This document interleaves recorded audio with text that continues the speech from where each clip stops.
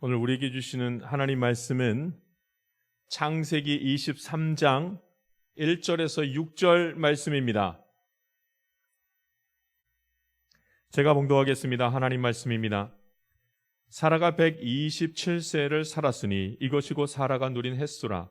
사라가 가나안 땅 헤브론 곧 기럇 아르바에서 죽음에 아브라함이 들어가서 사라를 위하여 슬퍼하며 애통하다가 그 시신 앞에서 일어나 나가서 헷 족속에게 말하여 이르되 나는 당신들 중에 나그네요 거류하는 자이니 당신들 중에서 내게 매장할 소유지를 주어 내가 나의 죽은 자를 내 앞에서 내어다가 장사하게 하시오.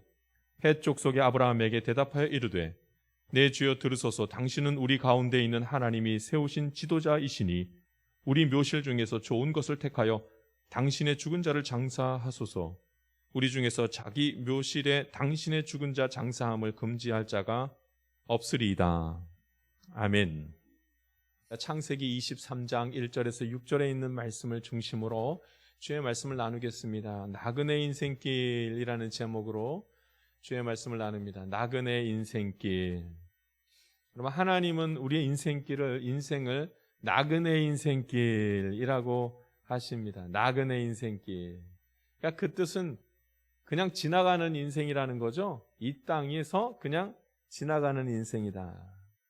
다른 말로 바꾸면 여기가 마지막이 아니고 나그네인데 여기가 마지막이 아니라 어디? 저 하늘나라가 있습니다. 그 얘기도 함께 말씀하시기 위해서 우리는 나그네 인생길이라 그렇게 합니다. 그러므로 이 땅에서는 나그네 인생길이기 때문에 해야 될 것도 있고 절대로 하지 말아야 될 것도 있습니다. 나그네 인생길이니까.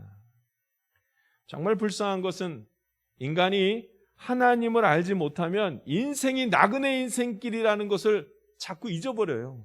하나님이 알려주시지 않으면, 하나님을 믿지 않으면 인생이 나그네 인생길이라는 사실을 잘 모릅니다. 막 살죠. 교만함으로 자기 마음대로 인생을 살아갈 수 있다고 그렇게 생각하면서 막 삽니다. 그러나 그렇지 않죠. 인생은 여기서 끝나는 것이 아니라 뭐가 있어요? 영생하여 천국과 지옥이 있다는 사실입니다. 할렐루야. 아브라함을 통하여서 하나님이 주시는 말씀이 오늘 절정에 이르는 거 아세요? 사실 지난주 말씀이 절정 같잖아요. 여호와 이레 기억나시죠? 여호와 이레 하나님. 자기 아들을 이삭을 바쳤을 때 하나님께서 살려주시는 그 여호와 이레 하나님. 근데 여러분 그게 이 말씀의 절정이 아닙니다. 오늘 말씀이 말씀의 절정이죠. 아브라함의 아내가 죽었습니다. 사라가 죽었습니다. 이게 절정이에요. 오늘 말씀의 절정은 여기 있습니다. 아브라함의 아내 사라가 죽었습니다. 영원히 행복할 것 같고 믿음이 있으면 죽음도 피해갈 것 같았지만 그렇지 않았죠. 그게 아니었습니다. 하나님이 아브라함과 사라에게 이름을 붙여주셨는데 그 이름이 뭐냐면 열국의 아비, 열국의 어미. 그래서 아브라함과 사라는 혹은 말씀을 읽는 우리는 열국의 아비, 열국의 어미, 그러니까 이 땅에서 영원토록 열국의 아비, 열국의 어머니로 살아가리라. 아니요, 다 죽더라고요. 사람은 때가 되면 다 죽습니다. 이 세상은 그래서 나그네 인생입니다. 그냥 왔다가 그냥 갑니다. 사라가 127세가 되던 해에 죽었습니다. 근데 여러분 놀라운 일 아십니까? 죽었는데 묻을 땅이 없는 거예요. 아브라함은 사라가 죽었는데 장사할 무덤 하나, 묘지 하나 없었어요. 아브라함 뜻대로 그 땅을 사게 돼서 나중에 사라를 장사하게 되지만 땅이 없었어요. 땅이. 여러분 이 말씀이 오늘 성경 말씀이 창세기 정중하게 이 말씀이 나오잖아요. 사라의 죽음. 이게 뭐 그렇게 대단한 말인가? 사라의 죽음과 사라의 이 묘지를 사는 이야기가 너무나 길게 나와요. 믿음으로 살아가는 그들에게 이 문제가 아주 많은 의미를 담고 있다는 걸 오늘 하나님 말씀하십니다. 사라가 죽고 그 묘지를 사는 얘기가 오늘 성경에 그 중요한 성경 말씀에 이리도 많이 무슨 하나님의 귀한 뜻이 이 안에 담겨져 있다는 말씀입니다. 단순히 사라가 죽고 사라의 묘를 샀다는 내용만으로 끝나지가 않습니다. 이 말씀을 가만 보니까 사람이 죽는구나. 그리고 저 천국이 있구나. 알게 하시면서 이 나그네 인생이라는 걸 보여주십니다. 아브라함은 이 당시에 엄청난 영향력을 가지고 있는 정말 대단한 사람이었습니다. 아브라함의 이름을 모르는 사람이 없었습니다. 그러니까 아브라함이 무슨 얘기를 하면 다 돕죠. 열국에서 다 돕고 있었습니다. 아브라함이 워낙 영향력이 있어서. 근데 그에게는 놀랍게도 땅이 없었습니다. 땅이 없었다니까요. 사랑하는 아내를 장사하며 그 다음에 그것을 묻어줄 땅이 없었어요. 땅 한 필이 없었습니다. 참 이상하지 않아요? 왜 땅이 없었을까요? 여러분 말씀 기억나세요? 창세기 12장에 보면은 하나님이 아브라함을 불러낸 다음에 뭐라 그래요? 내게 보여줄 땅으로 가라 이렇게 말하잖아요. 내가 너에게 보여줄 땅으로 가라 이렇게 말하고 그 땅 준다는 얘기 아니에요? 저는 그 말씀인 줄 알았어요. 땅을 주려는가 보다. 아브라함과 롯이 사람이 많아져서 그 조카 롯하고선 각자의 길을 가게 됩니다. 그때 롯의 조카 롯이 딴 길을 갈 때 소돔과 고모라 땅 저희가 제일 아름다운 땅이니까 나는 거기로 가겠습니다. 그래 너는 거기로 가라. 거기로 보낸 다음에 하나님이 아브라함에게 뭐라 그러시냐면 너는 일어나 그 땅을 종과 횡으로 두루 다녀보라. 내가 그것을 내게 주리라. 아무리 종과 횡으로 다 다녀봐라. 그 땅을 내가 너에게 주리라. 땅 준다는 얘기가 또 나옵니다. 그런데 놀라운 일은 뭐예요? 사라가 죽을 때까지 땅이 없었어요. 땅이. 사라가 죽어서 사라를 묻을 땅이 없었단 말이죠. 무슨 뜻일까요? 왜 땅이 없었을까요? 하나님이 말씀하신 땅은 어떤 의미인 거예요? 땅을 주겠다는 말이 도대체 무슨 말입니까? 그 땅은 아브라함과 그 자손들이 머무는 곳에 하나님이 함께 하신다는 말씀이지 머물 땅이 아니라 하나님이 함께할 땅을 얘기하는 것이었습니다. 그러니까 하나님만 함께하면 그 땅이 좋은 땅이고 하나님이 함께하지 않는 땅, 그냥 머무는 땅은 그 땅은 의미가 없다는 거죠. 어느 땅에 있든지 하나님이 함께하시는 땅을 그 땅을 지금 의미하는 거였습니다. 이 얼마나 영광스럽습니까? 내가 어디에 있든지 하나님이 나와 함께한다. 하나님이 함께하는 땅, 거기 어디든지 하나님이 주신 땅이라 이 말입니다. 할렐루야.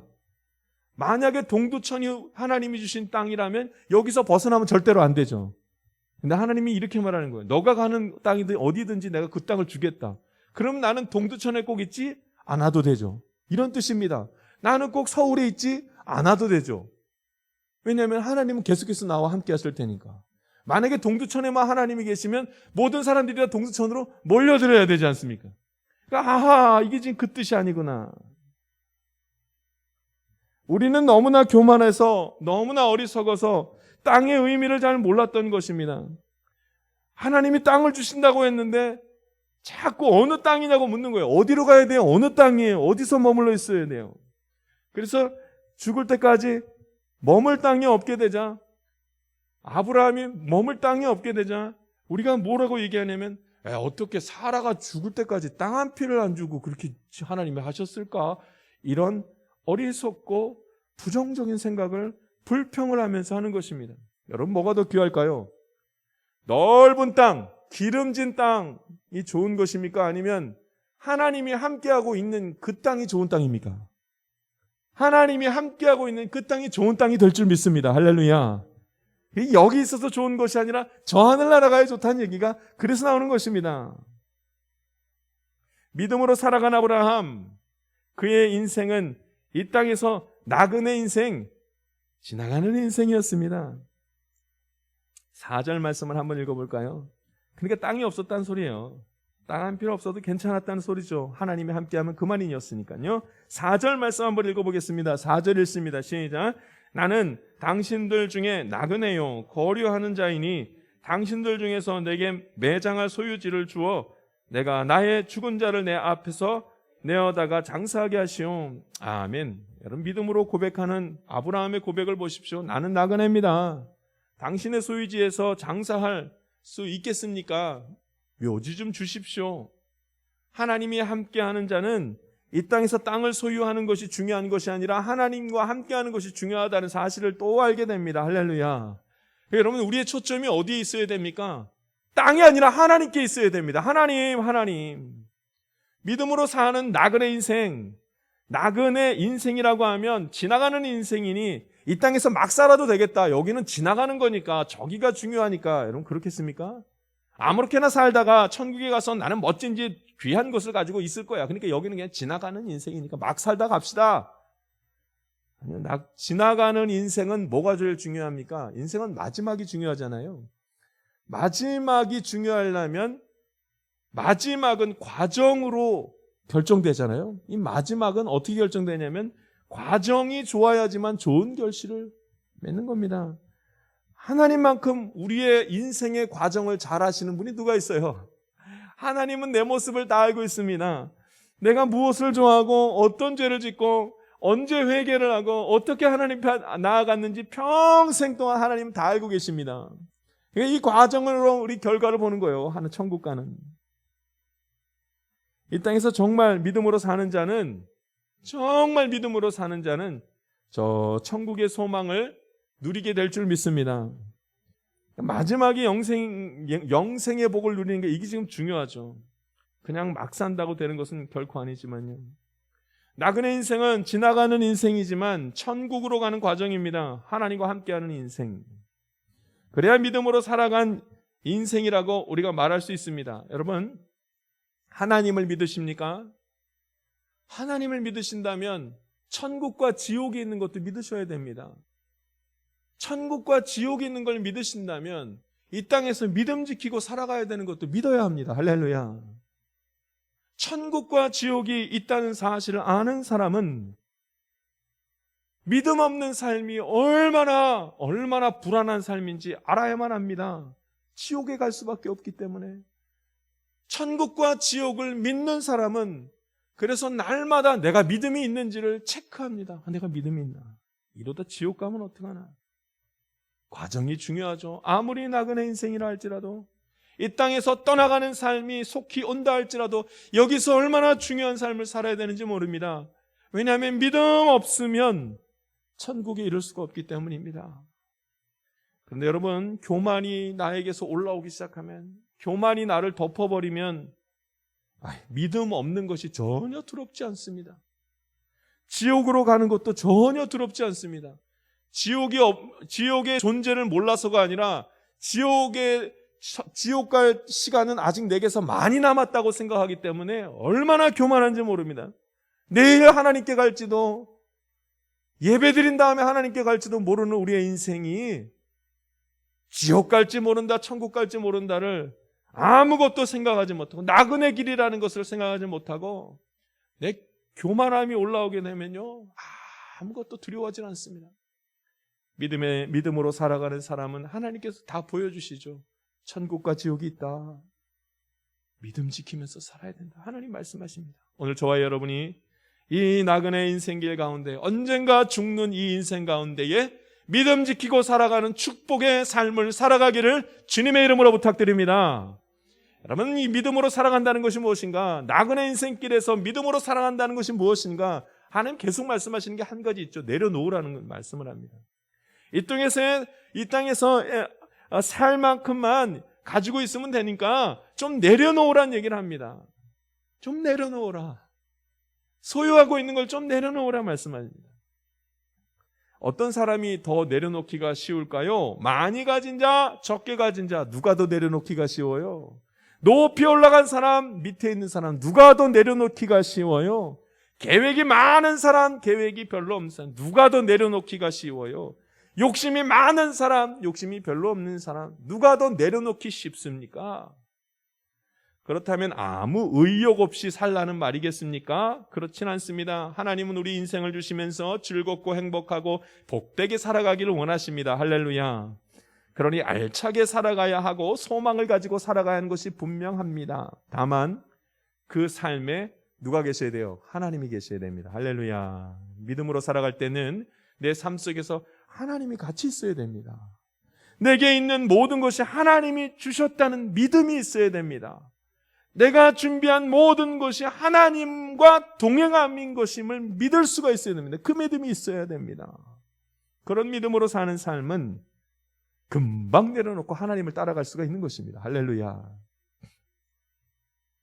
누가 그렇게 잘 내려놓았나 성경을 봤더니 기가 막힌 분이 있더라고요. 예수님께서 사역을 처음에 시작하실 때에 주변을 다니시면서 제자들을 모으시기 시작했습니다.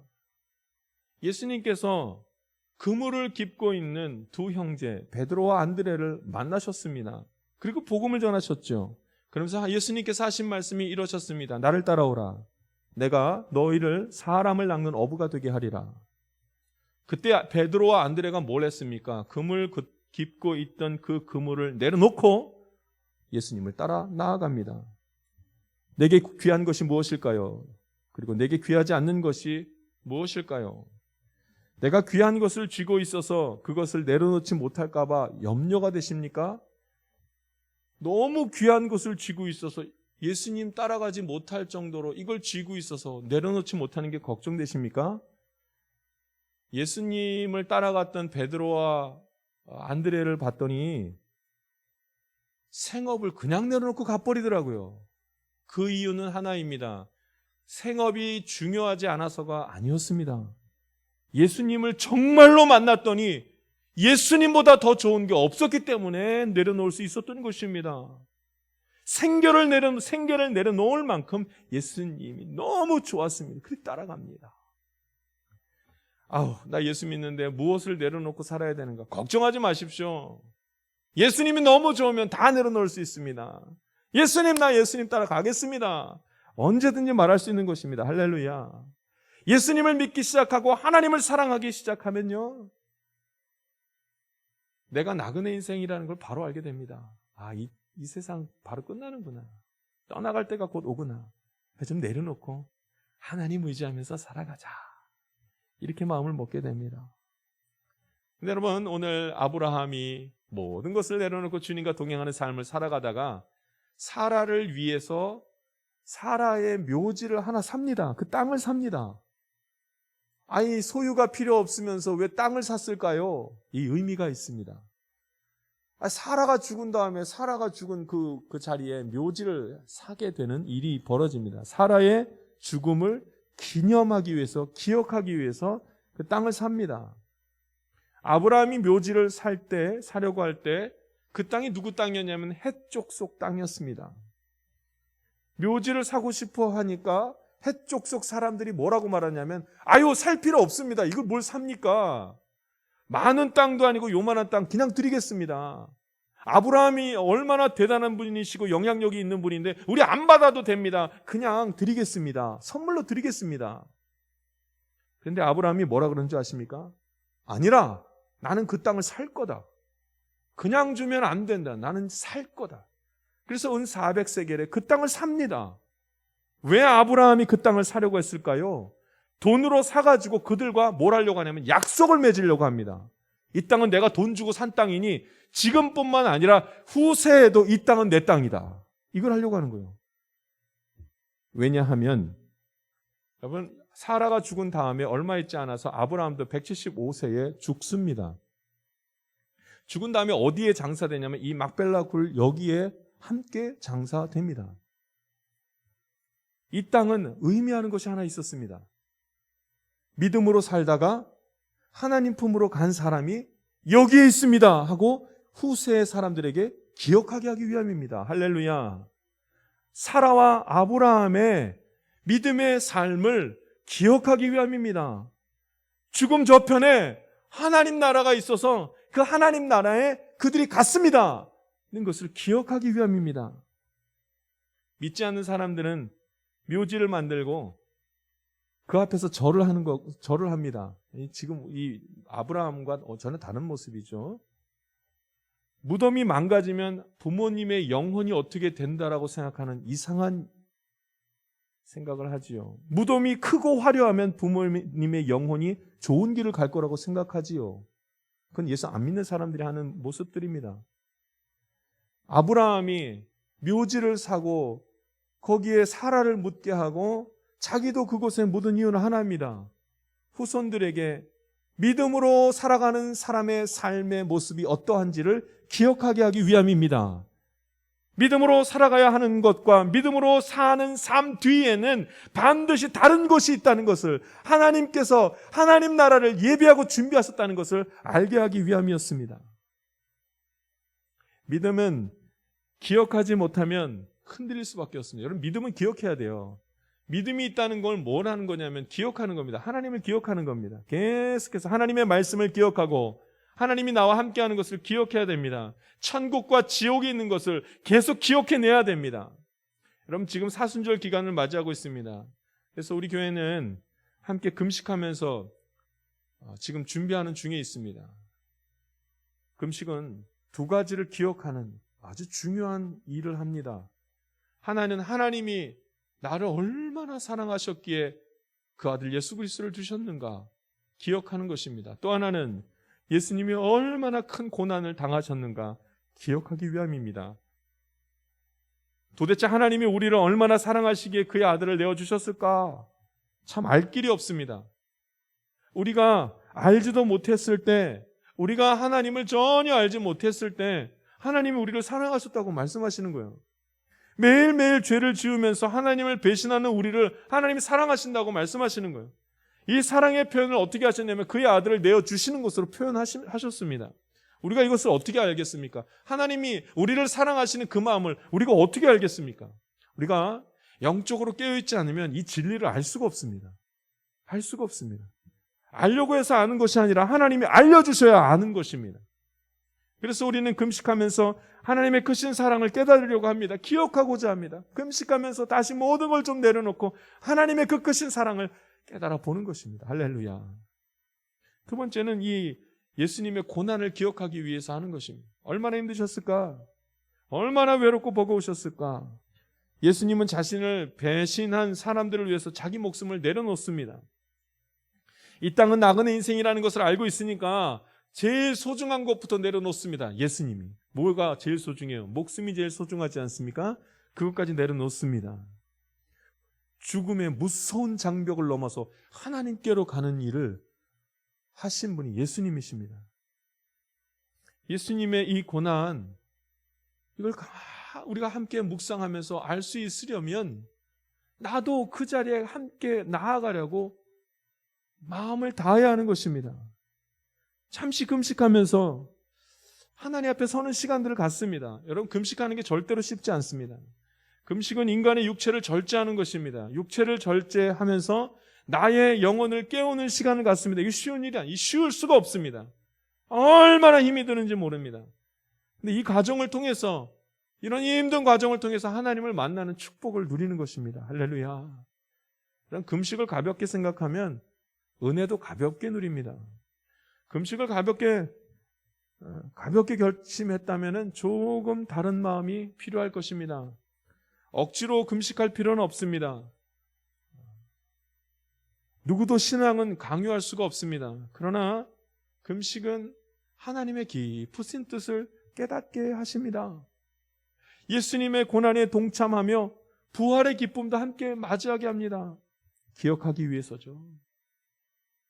기억하기 위해서 우리는 금식합니다. 아브라함이 그 땅, 헷 족속의 땅을 구매한 것처럼, 사서 기념한 것처럼 우리도 금식하면서 하나님을 계속해서 기억해내는 것입니다.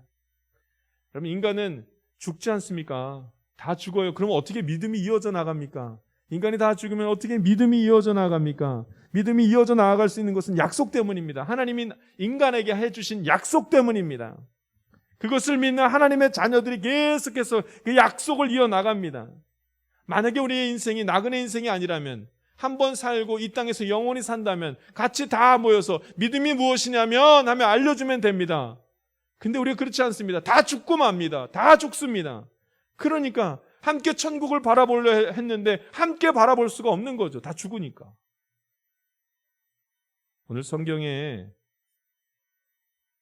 아브라함이 사라가 죽는 모습, 그 다음에 그 묘지를 사는 모습이 있는 23장 바로 위에 22장에 마지막에 무엇이 나오냐면 리브가가 나옵니다. 리브가의 족보가 나옵니다. 리브가는 아브라함의 형제 중 나홀의 손녀입니다. 근데 리브가가 누구의 아내예요? 이삭의 아내가 됩니다. 먼 친척이죠.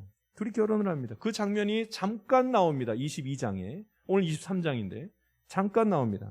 하나님이 이방인하고 결혼하지 말라고 하셨기 때문에 이삭이 누구랑 결혼하냐면 먼 친척 리브가와 결혼을 합니다. 하나님의 섭리 가운데 그들이 만납니다. 여러분, 그들이 만난 다음에 어떤 삶을 살아갈까요? 함께 웃고 함께 우는 그런 삶을 살아갑니다. 그런데 그들이 한 가지 끊임없이 기억했던 것이 있었습니다.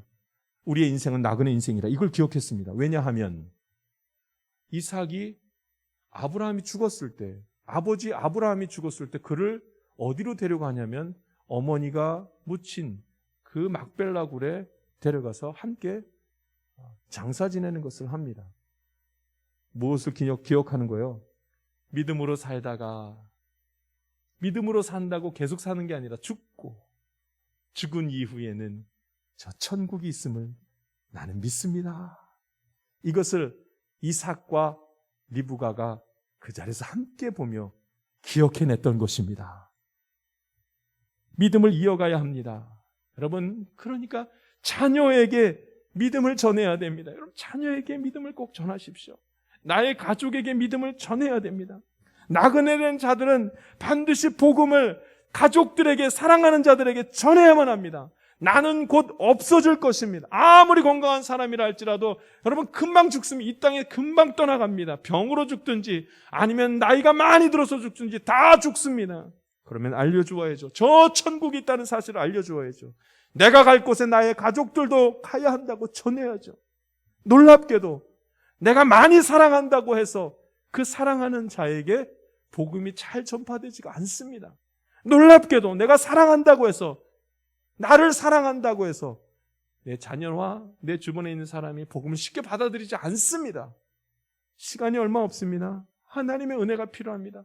복음 전해야 됩니다. 복음 전해야 됩니다. 우리의 인생은 나그네 인생이기 때문에 그렇습니다. 나의 인생은 나그네 인생이라는 사실을 알고 그것을 믿는 사람은 내 가족과 내 사랑하는 사람들에게 복음을 전하는 일을 한시라도 늦춰서는 안 됩니다. 그래야지만 복음 전한 다음에 저 천국, 저 하늘나라에 함께 갈 수 있는 축복을 누리게 될 것입니다. 여러분, 우리의 인생은 나그네 인생입니다. 내려놓고 믿음으로 살아가며 저 천국을 저와 여러분이, 우리가 사랑하는 사람들이 누릴 수 있게 되기를 간절히 바랍니다. 기도하겠습니다. 살아계신 하나님 아버지, 오늘도 주님의 말씀을 함께 나누게 하여 주시니 감사를 올려드립니다. 주님, 믿음으로 살아가게 하여 주시옵소서.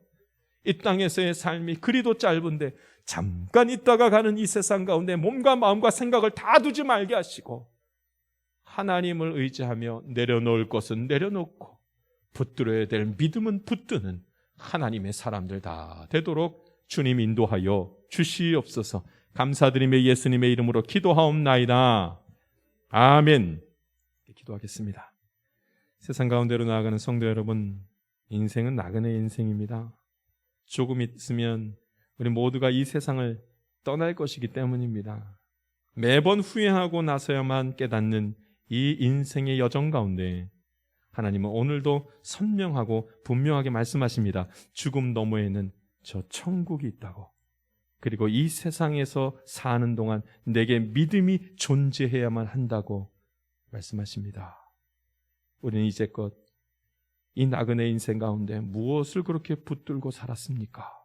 무엇을 그렇게 아쉬워하면서 살았습니까? 주시는 분도 하나님, 가져가시는 분도 하나님이심을 다시 한번 고백하면서 세상과 함께하는 삶이 아니라 하나님과 함께하는 삶을 살아가 봅시다.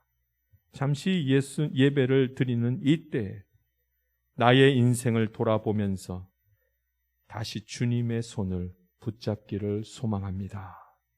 지금은 우리 구주 예수 그리스도의 은혜와 하나님의 놀라우신 사랑과 성령님의 감동감화 교통 충만하신 은총이 나그네와 같은 나의 인생을 주님께 맡기며 살기를 원하는 주의 귀한 자녀들 가운데 지금부터 영원토록 함께하기를 간절히 축원하옵나이다.